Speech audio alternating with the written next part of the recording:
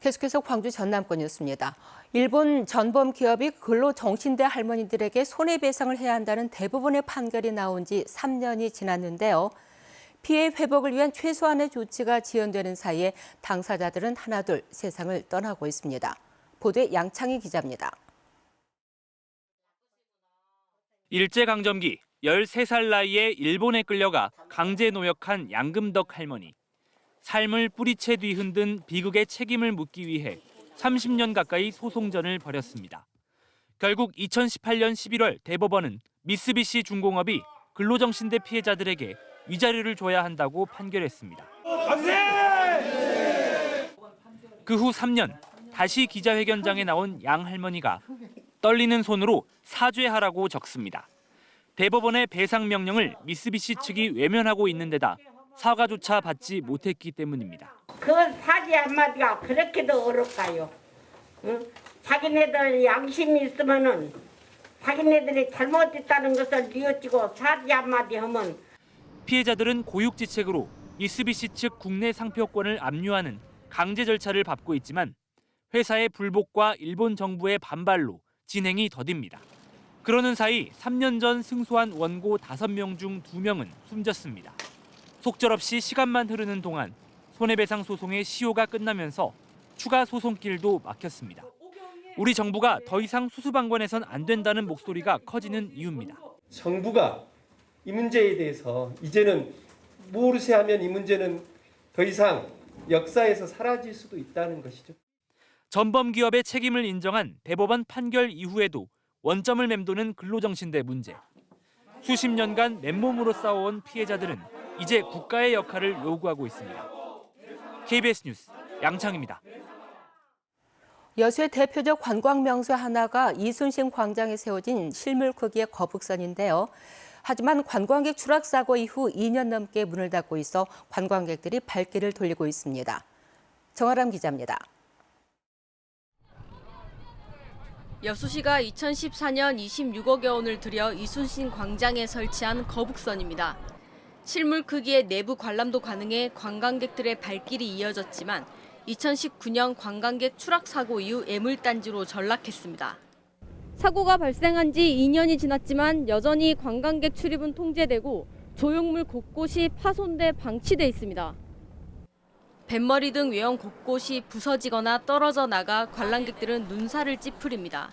옆에도 많이 훼손이 된 느낌이라서 주기적으로 관리가 좀 필요한 것 같아요.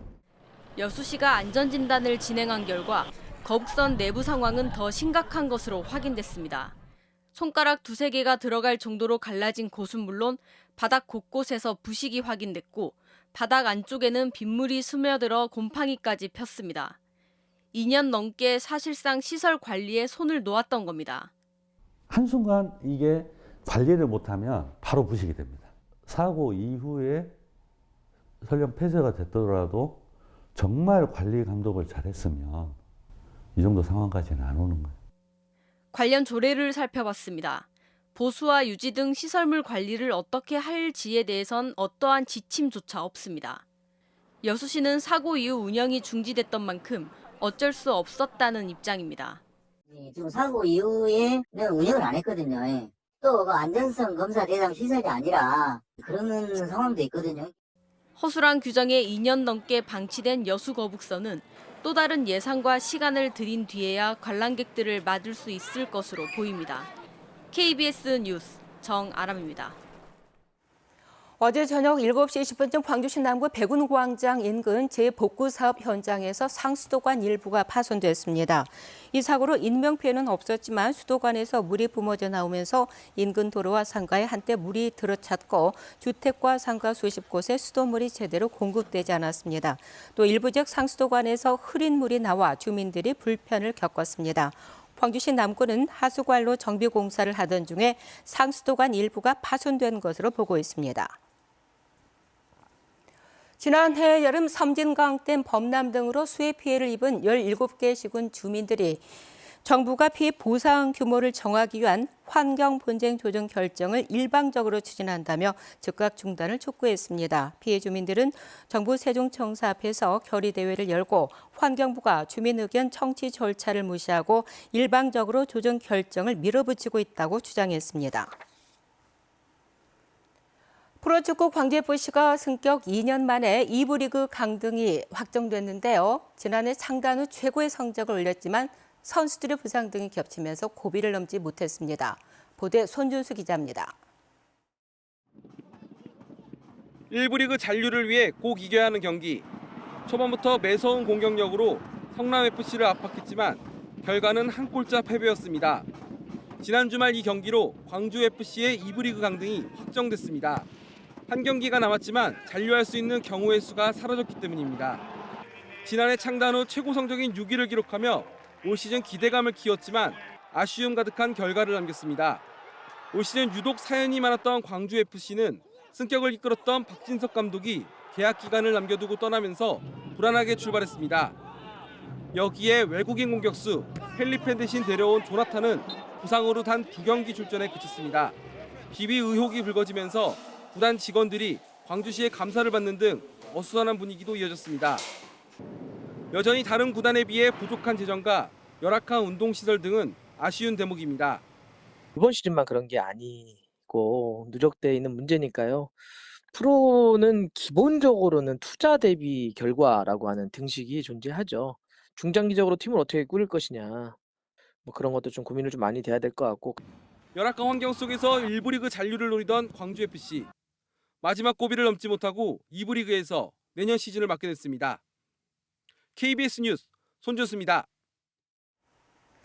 어제 광주 전남에서 코로나19 신규 확진자가 모두 88명이 발생했습니다.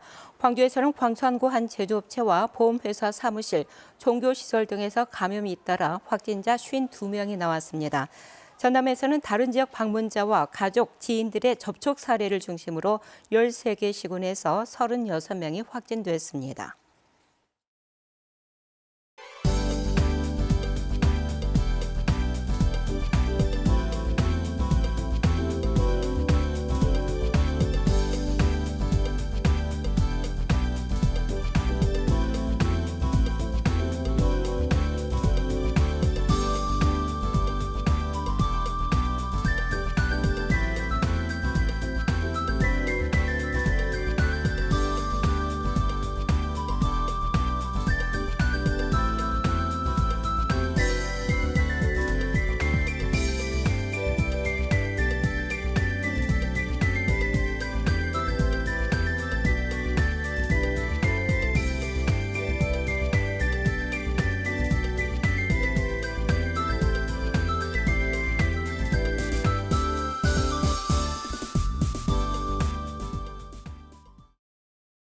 오늘 전국 곳곳에 비가 내리겠습니다. 현재 광주 전남 지역에는 5에서 10mm의 비가 내리고 있는데요. 오전까지 시간당 10에서 20mm의 강한 비가 내리는 곳들이 있겠습니다. 비는 대부분은 오늘 저녁에 그치겠지만 일부 서해안과 동부 내륙 지역은 내일도 곳곳에 눈이나 비가 내리겠는데요. 내일까지 예상 강수량 살펴보면 광주 전남 지역에 5에서 40, 남해안과 지리산 부근에는 최대 60mm로 양도꽤 많겠습니다. 해안 지역에서는 바람에 주의하셔야겠습니다. 목포와 영광, 해남 등에는 현재 강풍주의보가 발효가 됐는데요. 점차 다른 해안 지역으로도 확대가 되겠습니다. 오늘 아침 기온은 어제보다 4에서 14도가량 높게 시작하고 있고요. 낮부터 찬바람이 불면서 한낮 기온은 담양과 광주 13도로 어제보다 4도가량 낮겠습니다. 여수의 낮 최고 기온 15도, 고흥 14도가 예상됩니다. 목포 12도, 영암 14도, 진도 13도까지 오르겠고요. 바람이 불어서 체감 온도는 더 낮겠습니다. 신안을 비롯한 그 외 도서 지역도 한낮 기온 14도가 예상됩니다. 서해남부 전해상에는 풍랑주의보가 발효가 됐습니다. 먼바다는 물결이 최고 5m로 매우 높겠습니다. 오늘 오후부터 찬바람이 불기 시작해서 내일은 기온이 큰 폭으로 떨어지겠고요. 금요일에도 다시 한번 비 소식이 있습니다. 날씨였습니다. 전라남도가 겨울 철새 유입 증가와 도내 고병원성 조류 인플루엔자의 산발적인 발생에 따라서 다음 달 26일까지 AI 위험주의보를 발령했습니다. 전남도는 이달 들어 나주의 오리 농장 등에서 전국 발생의 절반인 4건의 고병원성 AI가 발생했고 도내 15개 철새 도래지에서는 지난해 같은 기간에 비해서 2.2배 늘어난 철새가 관측돼 AI 위험주의보를 발령했다고 밝혔습니다. 농림축산검역본부는 현재 AI 발생 상황은 H5N1형에 감염된 원앙 등 겨울 철새가 북쪽에서 제주도로 이어진 서해안 벨트로 이동하면서 나타나는 것으로 판단하고 있습니다. 광주 전남 지역 식품류 수출액이 크게 늘었습니다. 광주본부 세관이 발표한 자료를 보면 지난달 말 현재 광주 전남 지역의 식품류 수출액은 5억 4,600만 달러로 지난해 같은 기간보다 20.5%가 증가했습니다. 품목별로는 김이 148.2%나 늘었고 미역 112.8% 등의 순이었습니다. 올 상반기 외국인이 보유한 광주 지역 토지는 소폭 줄어든 반면에 전남은 증가한 것으로 나타났습니다. 국토교통부가 발표한 자료를 보면 외국인이 보유한 광주 토지 면적은 260만 9천 제곱미터로 지난해 말에 비해서 0.1%가 줄었고 금액은 3,085억 원으로 0.6% 늘었습니다. 전남의 경우 토지 면적은 3.5%가 증가한 3,895만 2천 제곱미터로 집계됐고 금액 역시 0.1%가 증가한 2조 5천억 원으로 나타났습니다. 광주시 교육청과 KBS 광주방송총국이 함께하는 진로진학 프로그램 2021 KBS 고교생 방송 캠프가 내일 진행됩니다. 이번 방송 캠프는 방송국 입사 과정 소개와 직종별 체험 등 모두 3개 영역으로 이루어져 있고 광주 지역 19개 고등학교 50여 명의 학생이 참여해서 방송에 대한 이해와 관심을 높이는 시간을 가질 예정입니다. 광주혁신추진위원회가 출범 3주년을 맞아 광주시청에서 기념 행사를 갖고 광주의 새로운 도약을 위한 미래혁신안을 발표했습니다. KBS 뉴스를 마칩니다. 감사합니다.